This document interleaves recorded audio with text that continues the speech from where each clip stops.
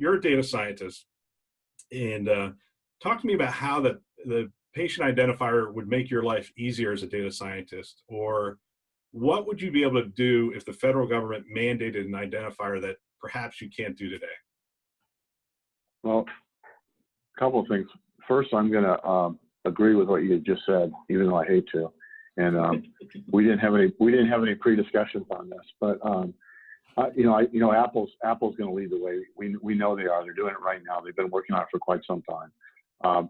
The data absolutely in the hands of the patient. We have technologies that allow for that. Blockchain being one of them.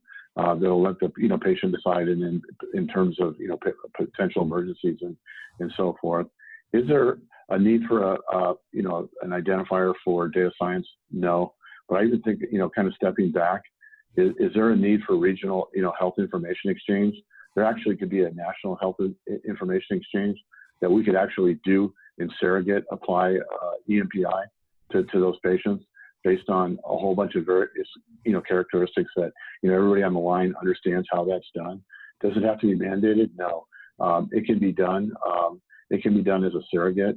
So I think that I think one, you're right. Two, I'd like to see us get away from regional exchanges, and then regarding the data science and profiling and whatnot. So work that we're doing at the University of California, Irvine with the Institute of Future Health is exactly what you described. We're building what we call personicals. So that basically is your profile, and it's unique, not because it's unique with a number attached to it, because it's unique in all its characteristics. That is you. And that doesn't, your profile is much different than anybody else's profile.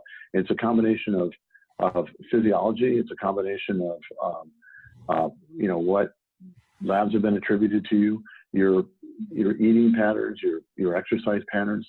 There's a whole bunch of ways that we can identify you as you without, imposing a national identifier to you. So from the data science aspect, yeah, absolutely. Sure, it would make it easier, but, data scientists are supposed to work around issues like that. And so that's kind of, how I would approach that. That's interesting. It sort of flies in the face of that we're going distributed with blockchain over, everyone almost agrees, over the next 5 years, we'll go to distributed ledgers and records and whatnot. And this sort of flies in the face that says, hey, let's keep it centralized. Let's create an index that we can utilize and whatnot. No, this is consumerism, right? Consumerism will continue to, eat into healthcare, I think, for the better.